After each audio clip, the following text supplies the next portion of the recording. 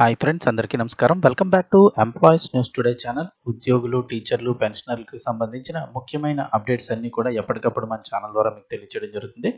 ఇక ఏప్రిల్ నెల జీతాలు, పెన్షన్లకి సంబంధించిన ముఖ్యమైన అప్డేట్ అయితే కనుక ఒకసారి తెలుసుకుందాం. అంటే మే మొదటి వారంలో వచ్చేటువంటి ఏప్రిల్ నెల జీతాలు, పెన్షన్లకు సంబంధించిన అప్డేట్ అయితే రావడం జరిగింది. ఇంక వివరాలు చూసినట్టయితే కనుక మరి కాసేపట్లో చాలా డిపార్ట్మెంట్లకు అయితే కనుక జీతాలు, పెన్షన్లు జమ అయ్యే అవకాశం ఉంది. ప్రస్తుత బిల్లులు పరిస్థితి చూసినట్టయితే కనుక నిన్నటి రోజున ఉద్యోగులు, పెన్షనర్లకు సంబంధించిన బిల్లులన్నీ కూడా వెయిటింగ్ ఫర్ ఫండ్ క్లియరెన్స్ దశలో ఉన్నప్పటికీ నిన్న రాత్రి కొద్దిసేపటి తర్వాత అయితే కనుక ఆల్మోస్ట్ చాలా బిల్లులన్నీ కూడా ఈ కుబేర్ దశకు అయితే చేరుకోవడం జరిగింది.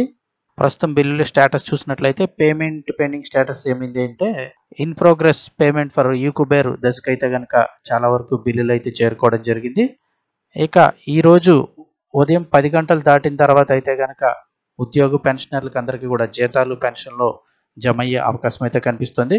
ముందుగా ఏ డిపార్ట్మెంట్లకు సంబంధించి జీతాలు, పెన్షన్లు జమ అయ్యే అవకాశం ఉందో ఒకసారి తెలుసుకుందాము. వీడియో ఇంకెవరైనా లైక్ చేయకపోతే ఒక లైక్ చేయండి ఫ్రెండ్స్.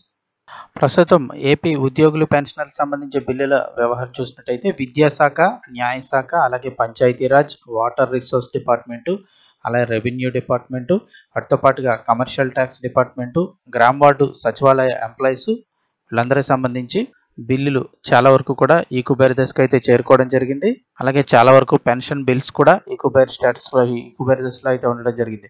సో ఈ రోజు రాత్రిలోపు చాలా వరకు అందరికీ కూడా జీతాలు, పెన్షన్లు జమ అయ్యే అవకాశం కనిపిస్తుంది. ముఖ్యంగా చూస్తే ఉదయం 10 గంటలు దాటిన తర్వాత అయితే కనుక ఈ బిల్స్ సంబంధించి పేమెంట్ పెండింగ్ స్టేటస్ ఉన్నాయి కదా, అన్ని కుబేర్ దశలో ఉండి ఉదయం 10 గంటలు దాటిన తర్వాత ఒక్కొక్కరికి ఇంకా అయితే కనుక ఈ ఉద్యోగులు, పెన్షనర్లకి జీతాలు, పెన్షన్లు జమ అయ్యే అవకాశం ఉంటుంది. సో దీనికి సంబంధించి మరి ఏదైనా అప్డేట్ వచ్చినట్లయితే కనుక ఇమీడియట్గా మన ఛానల్ ద్వారా మీకు తెలియజేయడం జరుగుతుంది. సో వీడియో తప్పకుండా లైక్ చేసి ఛానల్ని సబ్స్క్రైబ్ చేసుకోండి.